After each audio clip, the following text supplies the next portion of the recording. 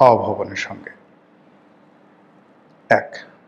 ২ নম্বর সমস্যা হয়েছে যে তার স্ত্রীকে নিয়ে, এবং জামাতের সাথে তার স্ত্রীকে নিয়ে সমস্যা হলো যে ওই সময়টাতে হাওয়া ভবন, জনাব তারেক রহমান সাহেব এবং বিএনপি নীতিগতভাবে জামাতকে প্রাধান্য দিত এবং জামাত যা চাইতো সেটাই হতো। তো সেক্ষেত্রে যে চট্টগ্রামের একটি সংসদীয় আসন, সেই সংসদীয় আসনে কর্নেল ওলি চাচ্ছিলেন যে তার স্ত্রীকে মনোনয়ন দেওয়া হোক। তো সেখানে তার স্ত্রীকে মনোনয়ন না দিয়ে জামাতকে যখন মনোনয়ন দেওয়া হলো, এবং এটা নিয়ে যে একটা বিশ্রী পরিস্থিতি তৈরি হলো, সেই পরিস্থিতির প্রেক্ষিতে তিনি সদল বলে বেরিয়ে এলেন বহু সংখ্যক মন্ত্রীকে নিয়ে। আমার মনে নেই, এখনও বোধ হয় বাংলাদেশের ইতিহাসে এত বড় ক্যাবিনেট যাকে বলা হয় বিপ্লব হয়নি। অসংখ্য এমপি মন্ত্রীদেরকে নিয়ে তিনি এসে এলডিপি করলেন বি চৌধুরী সহ। এবং এই ঘটনার সঙ্গে তার নিঃসন্দেহে দেশি বিদেশি যারা শক্তির ধারক, এটা আপনি সিআইএ বলেন, বলেন, সম্পর্কে যে ছিল না তা নয়।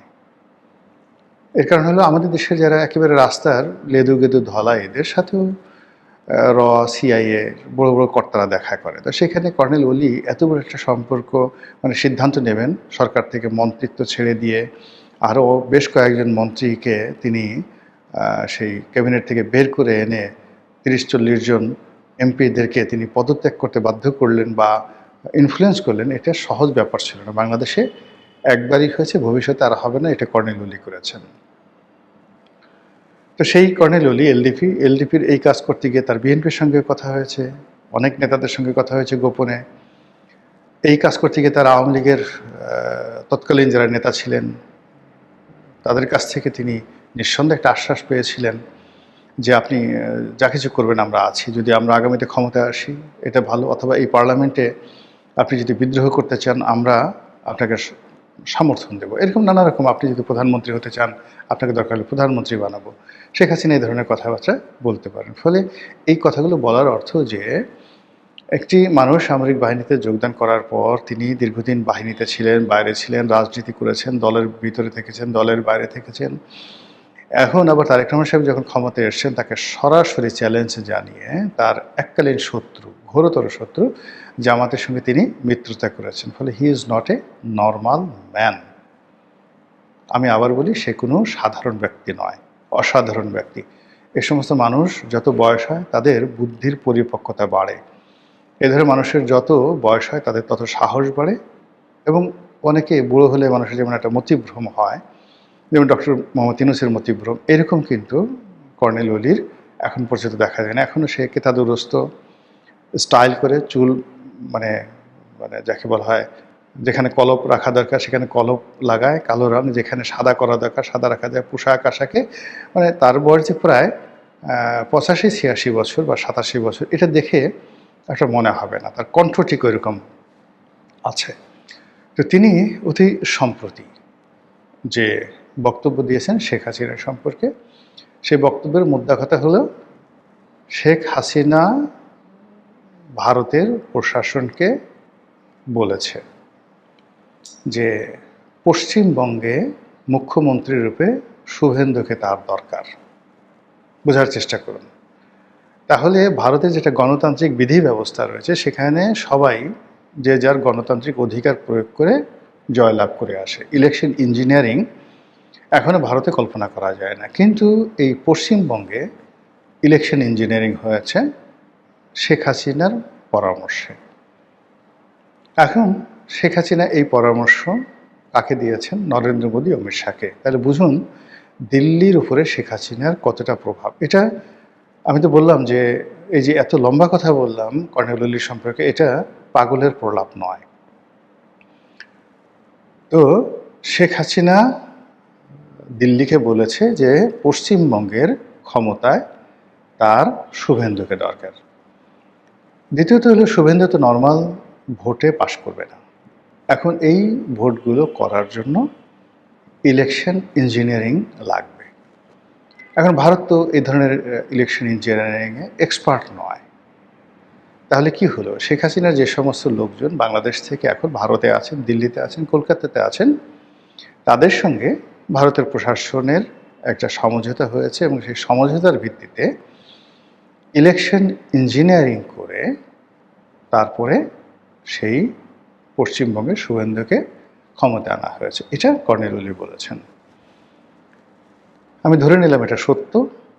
যদি সত্য হয় তাহলে পশ্চিমবঙ্গে শুভেন্দু নয়, মানে শেখ হাসিনা আসলে পশ্চিমবঙ্গের এখন গভর্নর, মানে যাকে বলা হয় নরেন্দ্র মোদীর প্রতিনিধি। শেখ হাসিনা যেভাবে বলবেন শুভেন্দু সেভাবেই চলবেন। আর পুরো কলকাতা, পশ্চিমবঙ্গ, শিলিগুড়ি, আসাম, এই পুরো এলাকা এখন শেখ হাসিনার একক কর্তৃত্বে চলবে, যদি কর্নেল ওলির এই বক্তব্য আপনি সত্য হিসাবে ধরেন। এবং ইতিমধ্যে দেখবেন যে শুভেন্দু ক্ষমতায় আসার সঙ্গে সঙ্গে বাংলাদেশ এবং ভারতের সম্পর্কটা সেই ইউনূস জমানার চাইতেও খারাপ হয়ে গেছে। চীনের সঙ্গে সম্পর্ক করার জন্য বাংলাদেশ পাগল হয়ে গেছে, আমেরিকার গ্রিন সিগন্যাল চাচ্ছে।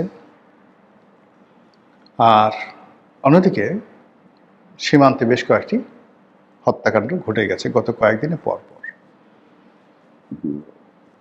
এর বাইরে শুভেন্দু সরকার, মানে পশ্চিমবঙ্গ সরকার ঘোষণা দিয়েছে যে সীমান্তে কাঁটাতারের বেড়া নির্মাণ হবে এবং বিভিন্ন জায়গাতে এই কাঁটাতারের বেড়া পাহারা দেওয়ার জন্য যে জমি দরকার সেই জমি পশ্চিমবঙ্গ সরকার বিএসএফকে দিবে, যেন তারা অসংখ্য ঘাঁটি এবং চৌকি তৈরি করতে পারে এবং সরাসরি সীমান্তে অনুপ্রবেশ বন্ধ করতে পারে। বাংলাদেশের পক্ষ থেকে বলা হয়েছে বাঙালি কাঁটাতারের বেড়াকে ভয় করে না। এটি খুবই হাস্যকর একটা কথা বলা হয়েছে। বাঙালি কাঁটাতারের বেড়াকে ভয় করে না। তো একজন, এই গল্পটা এরকম যে খুব কমন গল্প, সবাই জানে। সে বলছে যে একজন লোক বলছে তোকে একটা থাপ্পড় দেব। তো প্রতিপক্ষ বলছে যে আপনি থাপ্পড় দেবেন, আমি কি তার জন্য অপেক্ষা করব? আপনি কি বসে থাকবো? তো বলে যে তুই কি করবি? তো বলে যে আমি দৌড় দেব, আমি দৌড় দিয়ে পালিয়ে যাবো যেন আপনি থাপ্পড় দিতে না পারেন। তো এইরকম বাঙালির যে বীরত্ব, সেই বীরত্ব নিয়ে নানা রকম ব্যঙ্গ কৌতুক আছে এবং সেই ব্যঙ্গ কৌতুকের সাথে বাঙালি কাঁটা তারের বেড়াকে ভয় করে না। বাঙালি কাঁটা তারের বেড়া উপড়ে ফেলতে জানে। বাঙালি ওই কাঁটা তারের বেড়ার নিচ দিয়ে সুড়ঙ্গ করে চলে যেতে পারে। বাঙালি শিশুরা ওই কাঁটা তারের বেড়া অতিক্রম করতে গিয়ে কাঁটা তারের বেড়ার সাথে আটকে যেতে পারে এবং বিএসএফের গুলিতে প্রাণ হারাতে পারে। এছাড়া বাঙালি কাঁটাতারের বেড়াকে ভয় করে না, এর কি কি ব্যাখ্যা হতে পারে? যারা দিতে পারেন তারা দিয়ে দিন, আমি এটাই দিলাম আর কি। এই কথা সরকারের পক্ষ থেকে বলা হচ্ছে। সরকারের আরও দায়িত্বশীল মন্ত্রী, স্বরাষ্ট্রমন্ত্রী, যিনি এই মুহূর্তে কায়েদে আজম, সরকারের কায়েদে আজম, প্রধান ব্যক্তি। তো সেই কায়েদে আজম তিনি বলছেন যে ভারত তার সীমান্তে বেড়া নির্মাণ করবে, কাঁটাতারে বেড়া দিবে, এটা তাদের অভ্যন্তরীণ